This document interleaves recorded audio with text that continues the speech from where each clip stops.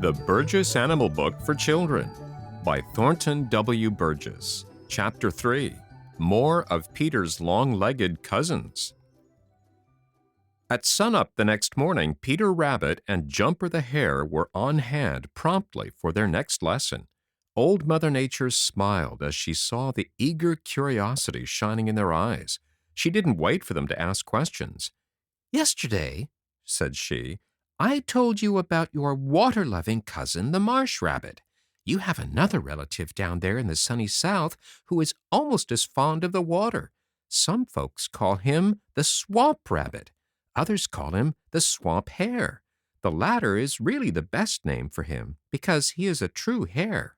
He lives in swamps instead of marshes, but he is a splendid swimmer and fond of the water. When he is chased by an enemy, he makes for the nearest point or stream." "How big is he?" asked Jumper. "Just about your size, Jumper," replied Old Mother Nature.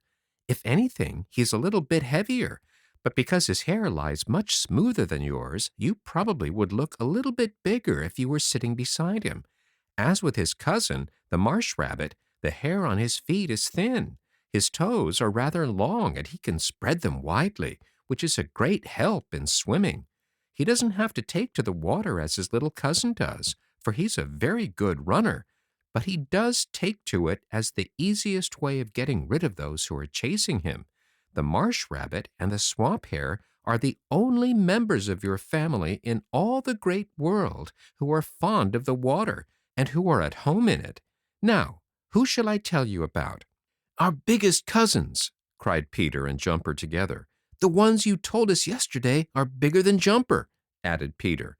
"It's hard to believe that there can be any much bigger than he." Old Mother Nature's eyes twinkled. "It is often hard to believe things you know nothing about," said she. "Compared with these other relatives, Jumper really isn't big at all.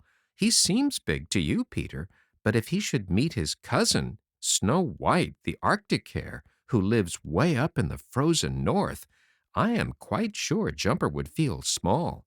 Snow White looks very much like Jumper in his winter coat, for he is all white save the tips of his ears, which are black." "Does he wear a white coat all year round?" asked Peter eagerly.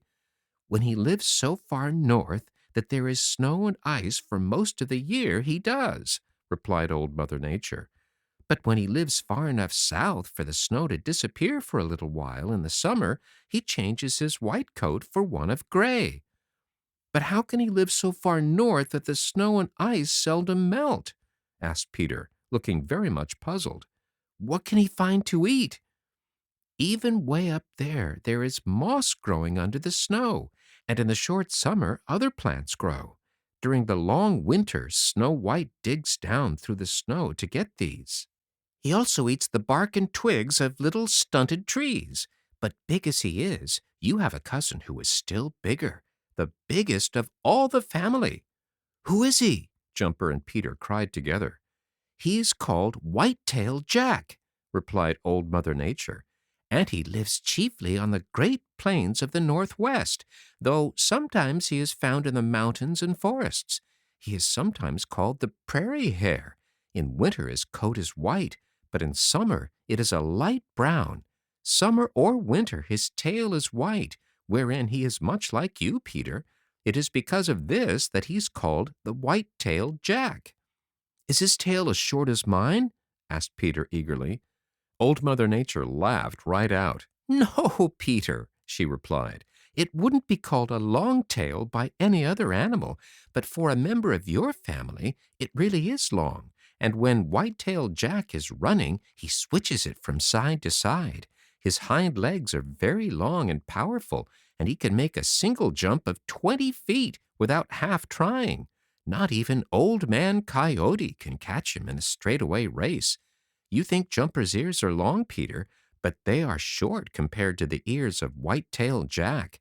Not only are his ears long, but they are very big. When he squats in his form and lays his ears back, they reach way over his shoulders.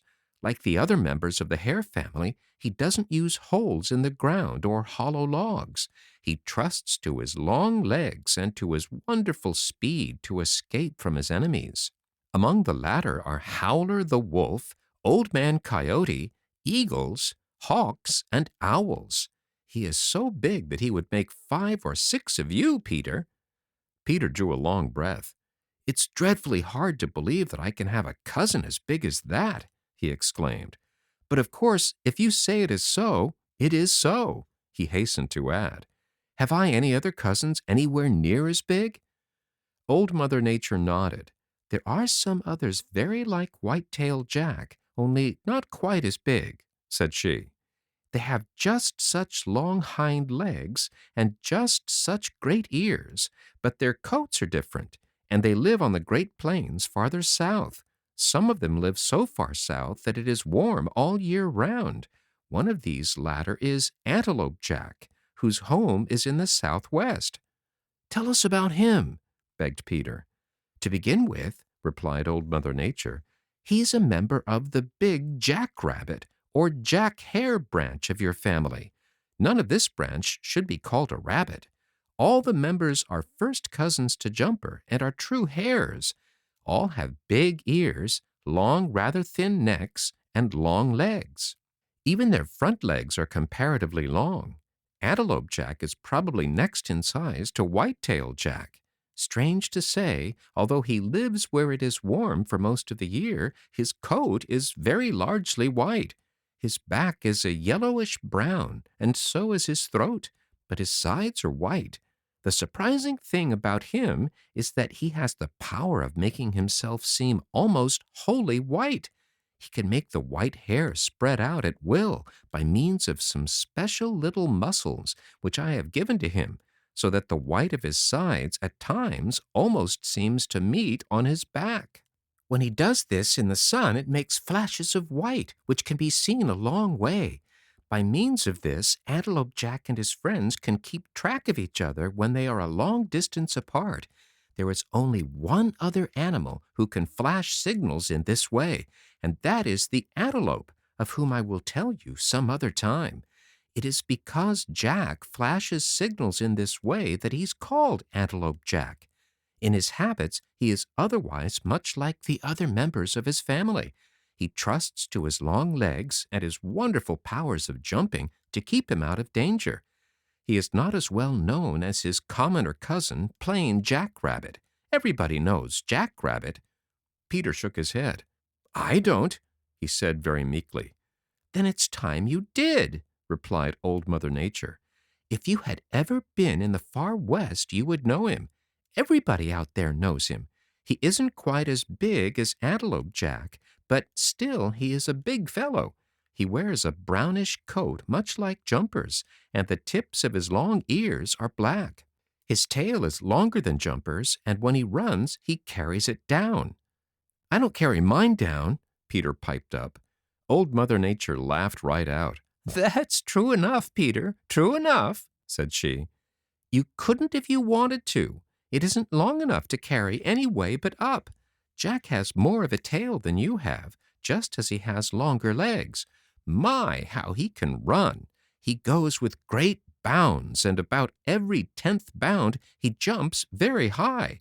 This is so that he can get a good look around to watch out for enemies.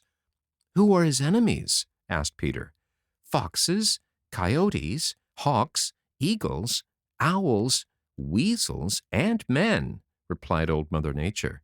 In fact, he has about as many enemies as you have. I suppose when you say men, you mean mean hunters? Said Peter. Old Mother Nature nodded. Yes, said she. I mean those who hunt him for fun and those who hunt him to get rid of him. Peter pricked up his ears. What do they want to get rid of him for? What harm does he do? He asked. When he lives far away from the homes of men, he does no harm, replied Old Mother Nature. But when he lives near the homes of men, he gets into mischief, just as you do when you visit Farmer Brown's garden. Old Mother Nature looked very severe when she said this, and Peter hung his head. I know I ought to keep away from that garden, said Peter very meekly, but you have no idea what a temptation it is. The things in that garden do taste so good. Old Mother Nature turned her head to hide the twinkle in her eyes. When she turned toward Peter again, her face was severe as before. "That is no excuse, Peter Rabbit," she said. "You should be sufficiently strong-minded not to yield to temptation.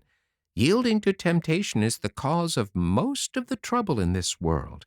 It has made man an enemy to Jack Rabbit. Jack just cannot keep away from the crops planted by men. His family is very large, and when a lot of them get together in a field of clover or young wheat, or in a young orchard where the bark on the trees is tender and sweet, they do so much damage that the owner is hardly to be blamed for becoming angry and seeking to kill them.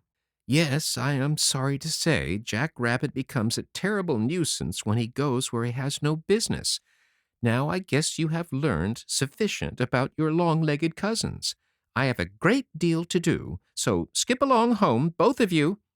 "If you please, Mother Nature, may we come again tomorrow?" asked Peter. "What for?" demanded Old Mother Nature. "Haven't you learned enough about your family?" "Yes," replied Peter, "but there are lots and lots of things I would like to know about other people. If you please, I would like to come to school to you every day.